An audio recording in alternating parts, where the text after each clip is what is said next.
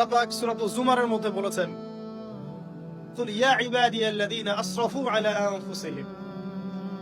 হে নবী আপনি বলে দিন, আমার বান্দাদেরকে বলে দিন যে হে আমার বান্দারা,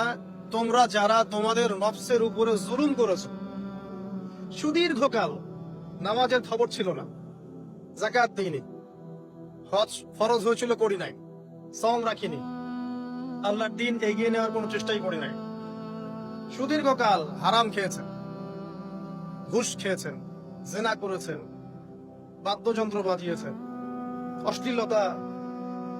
এর মধ্যে ডুবেছিলেন, মাদকদ্রব্য সেবন করেছেন, সুদীর্ঘকাল